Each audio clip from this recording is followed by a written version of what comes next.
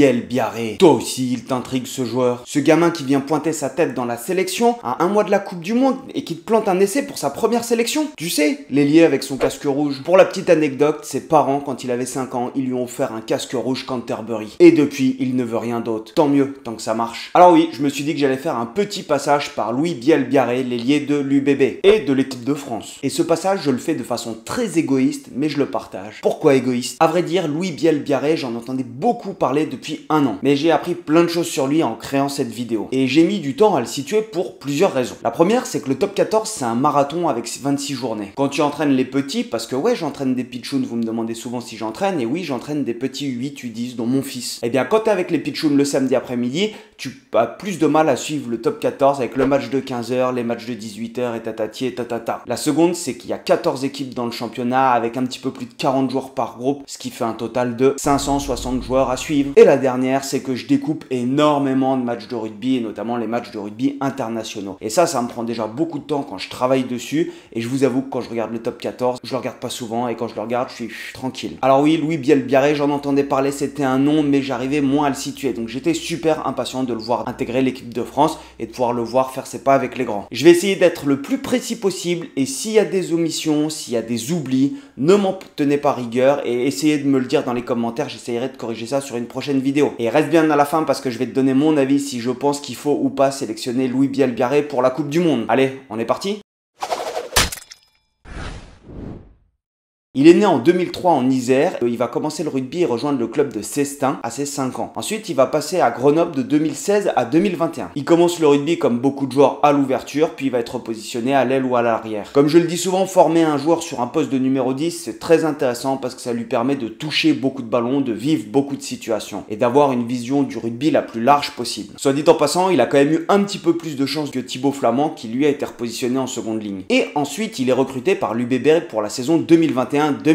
Il fait ses débuts avec l'équipe de France U20 2021 contre l'Italie. Et ça, c'est pendant le tournoi Destination. Et si tu fais le calcul, il est né en 2003 et il fait sa première sélection en 2021. Donc ça veut dire qu'il est déjà surclassé avec les U20. Et il est même doublement surclassé puisqu'il va rejoindre en 2022 et puis qu'en 2023 aussi. Et là, il aurait pu aller gagner le titre de champion du monde avec ses partenaires U20, mais il a été appelé avec l'équipe de France A. Donc a priori, il a été doublement surclassé. D'un côté, c'est pas trop étonnant puisqu'il fait ses débuts en top 14 à 18 ans. C'est assez rare les jeunes qui débute à 18 ans pile poil en top 14. Il le fait en janvier 2022 contre Brive. Et le 16 janvier pour sa première titularisation, c'est en Champions Cup, il va te mettre un triplé. Le mec te met un hat-trick pour sa première titularisation avec l'équipe professionnelle de l'UBB. Prof, c'était contre les Scarlets, mais quand même, tu te dis waouh, chapeau. Rien que ça, monsieur et madame. Et à partir de ce triplé qu'il met, il bascule totalement avec le groupe pro. Là, il va enchaîner les feuilles de match. Tac, tac, tac, tac. Et ce qui m'a marqué, c'est ses statistiques de temps de jeu pour cette saison. Pour cette saison, il tourne à 26 matchs en professionnel, 26 matchs, 22 avec Bordeaux dont 19 fois titulaire, 3 avec la France U20 et 1 avec l'équipe de France A. Pour un joueur de 19 ans, moi qui ne m'étais jamais intéressé plus que ça à son temps de jeu, j'en entendais parler, mais c'est pas évident de te dire ok, il a quel âge, il est arrivé quand, etc.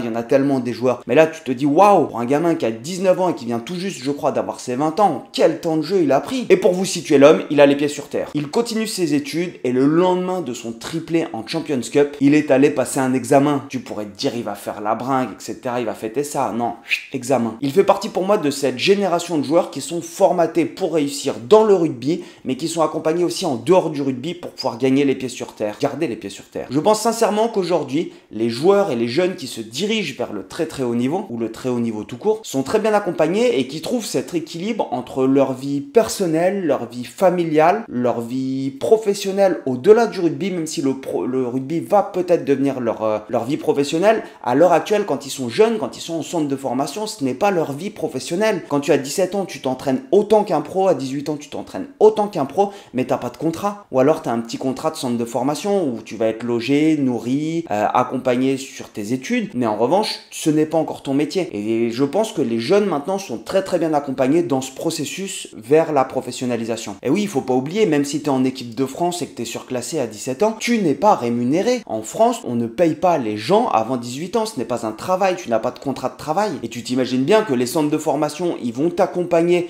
dans ton développement personnel, rugbystique et professionnel à travers tes études. Mais par contre, ils vont pas te payer comme un pro, c'est normal, t'es pas pro. Tu ne joues pas encore avec les pros. Alors oui, Louis Bielbiarré, il semble avoir les pieds bel et bien sur terre. Et oui, maintenant, on va parler des qualités de son jeu. Parce que j'ai visionné pas mal de matchs de lui depuis que je m'intéresse à lui.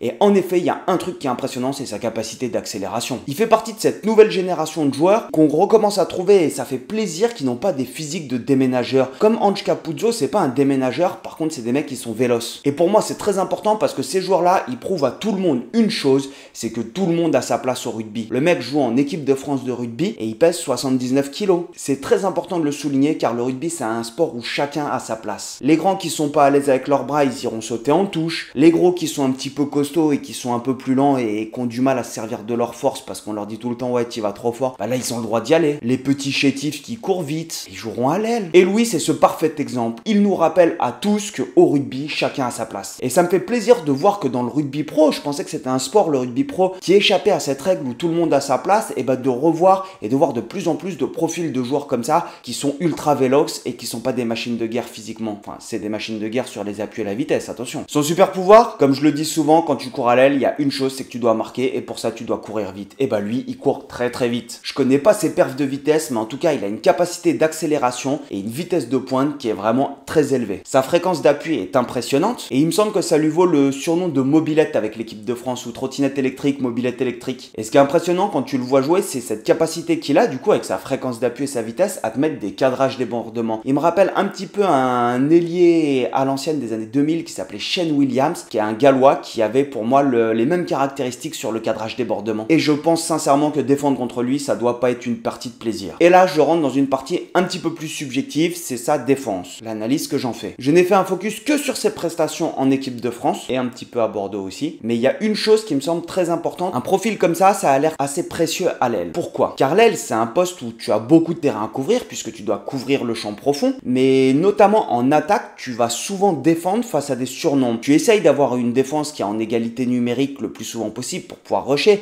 mais malheureusement, tu vas souvent te retrouver face à une attaque qui va circuler plus vite, qui va te forcer à faire des choix, et donc du coup, tu vas devoir défendre en contrôlant, en perdant du terrain. Son explosivité et sa vitesse, elles lui permettent justement de rattraper ces décalages très rapidement. Et c'est ce qui m'a marqué avec sa première cape en Écosse, c'est-à-dire que c'est pas des gros surnombres où tu sais que ça n'ira pas au bout, mais c'est des surnombres sur lesquels tu vas concéder du terrain. Tu cherches à faire concéder du terrain à l'adversaire pour ouvrir des mini-zones de break qui vont se décaler au fur et à mesure, ça c'est un autre sujet. Mais lui, il a cette capacité en fait à se replier très rapidement pour pouvoir faire tomber les mecs. Il est en fréquence, t'as l'impression qu'il y a un petit décalage, il y a une passe, et pouf, il vient sécher les jambes de l'attaquant. Perso, c'est un profil que j'adore. Faut-il que Louis Bielbiarré parte à la Coupe du Monde? Je te donne mon avis qui est totalement subjectif, et je vais me faire insulter dans les commentaires. S'il part, ça serait une réelle plus-value pour le groupe France, car il a des qualités athlétiques qui sont énormes avec sa vitesse, il est imprévisible quand il a le ballon dans les mains, il va vite, il est formaté pour le très haut niveau. Je pense qu'il aurait totalement sa place en attaque. En défense, c'est une autre histoire. Je ne remets pas du tout sa capacité à s'engager. À ce niveau-là, on sait que tous les joueurs à très haut niveau, ils ont une case en moins qui leur dit ok, tu vois Tuisova, tu y vas, tu plonges dans ses genoux.